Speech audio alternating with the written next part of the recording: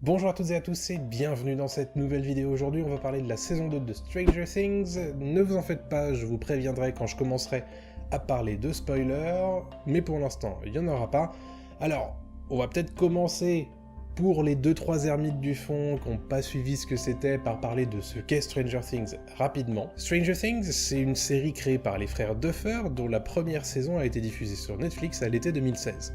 On y suit une bande de gamins des années 80 dont un des potes disparaît mystérieusement.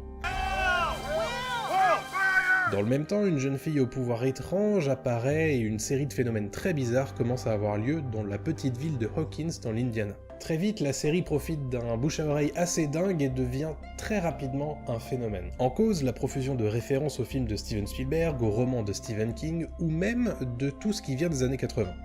La création des Duffer touche une corde sensible et beaucoup de spectateurs et de spectatrices nostalgiques s'y retrouvent, si bien qu'une suite est rapidement mise en chantier par Netflix. Un peu plus d'1 an plus tard, la suite de Stranger Things, donc Stranger Things saison 2, est disponible. Qu'est-ce que j'en ai pensé ? Eh ben c'est pas mal, mais ça a un petit peu perdu de sa superbe, je vais vous expliquer pourquoi. D'abord, il y a le vrai plaisir de retrouver des personnages que j'ai appris à aimer dans la saison 1.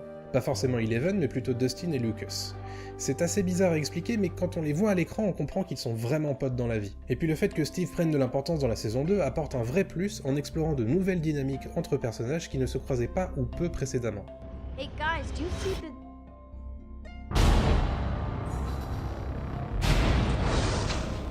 D'une manière générale, la saison 2 de Stranger Things fait l'effort de donner du grain à moudre à chacun de ses personnages. Alors, il n'y a peut-être pas forcément un développement significatif pour chacun des personnages, mais on fait avancer le schmilblick. J'en parlais tout à l'heure, Stranger Things c'est une série qui est extrêmement référencée et la saison 2 n'y coupe pas, elle déploie une montagne de références supplémentaires, à la fois sur le cinéma et la littérature culte des 80s. Ça a le défaut de ses qualités, c'est-à-dire que ça fait plaisir de reconnaître une référence glanée par-ci par-là, le souci c'est que la plupart d'entre elles sont assez évidentes et je trouve que la saison 2 sort un peu trop ses gros sabots. En d'autres termes, forceur arrête de forcer. Bien sûr, c'est une perception assez subjective, mais je préfère prévenir ceux qui se fatiguent vite de l'ultra-référence que la saison 2 n'a rien fait pour baisser un peu le curseur. Par ailleurs, force est de constater que la saison 2 Stranger Things a du mal à développer et approfondir la propre mythologie de la série. C'est un des reproches que je faisais à la série l'an dernier dans une vidéo que je n'ai finalement jamais publiée.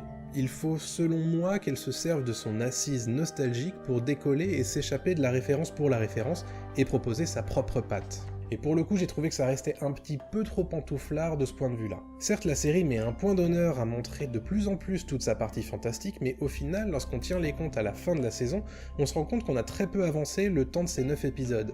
Alors attention, je trouve quand même que les personnages ont été développés dans la saison 2, mais c'est toute la surcouche paranormale qui, selon moi, aurait mérité un peu plus d'attention. On sent clairement que les scénaristes ont décidé d'en garder un petit peu sous le coude pour profiter de la dynamique de la série et proposer un petit peu plus de saisons. Au final, j'ai trouvé que cette saison 2 de Stranger Things, au lieu de plonger vraiment la tête la première dans ce monde qui avait été créé pendant les 8 premiers épisodes, préfère rester un peu trop en surface.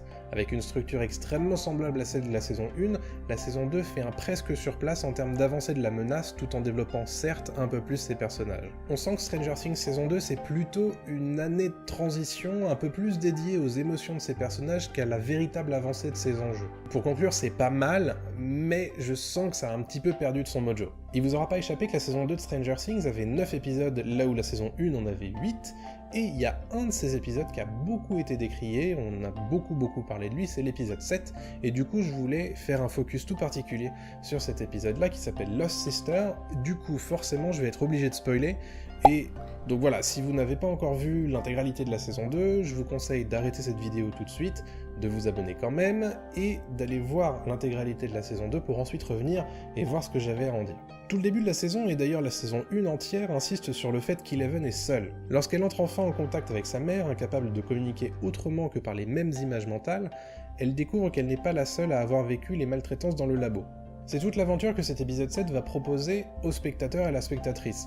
Retrouver cette sœur perdue, cette Lost Sister, et donc en ça va proposer un développement extrêmement important pour le personnage d'Eleven.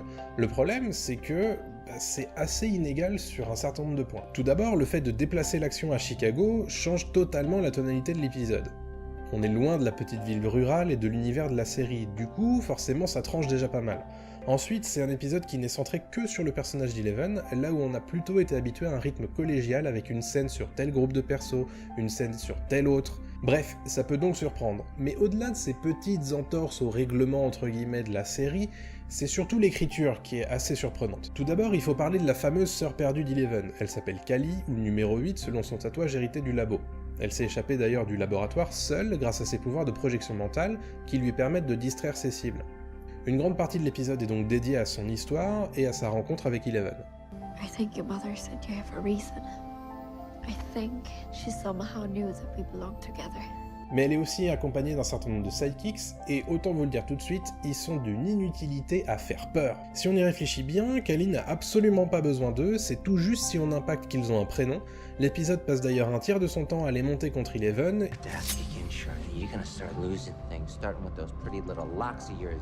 Au total, il n'aide en rien à la quête, à part en foutre un au volant du van et avoir quelqu'un dans le background pour remplir le cadre. Du coup, ils paraissent vraiment inutiles. Bref, j'ai pas compris l'intérêt, mais revenons à Callie. Elle apprend à connaître Eleven depuis une demi-journée qu'elle est déjà en train d'essayer de la transformer en numéro 8 bis. Son idée, lui expliquer qu'il faut se débarrasser de ceux qui lui ont fait du mal et utiliser ses pouvoirs pour les tuer. Callie va même jusqu'à lui proposer une session d'entraînement à ses pouvoirs télékinétiques. Pour cela, elle lui fait se remémorer toutes les émotions négatives qu'elle a pu ressentir pour y trouver la colère suffisante pour décupler ses pouvoirs. I want you to find something from your life. Something that angers you. Alors c'est bien tout ça, mais une grande partie de ces émotions négatives sont dirigées vers ceux qui sont censés être ses amis. Alors c'est bien aimable tout ça, mais ça vous fait penser à rien? Use your aggressive feelings, boy. Give in to your anger. En gros, c'est viens du côté obscur, tu vas voir, c'est vachement bien. Et pendant un temps, Eleven est tentée d'y succomber, mais elle finit par se reprendre et repousser l'appel de Callie. Finalement, Eleven fait l'exact opposé de ce que lui propose de faire Callie, c'est-à-dire s'ostraciser, et elle décide de rejoindre ses amis. Elle choisit de refuser la vie de fugitive que Callie lui propose. Si l'on regarde en surface, Eleven quitte Chicago avec strictement la même chose que ce avec quoi elle est arrivée.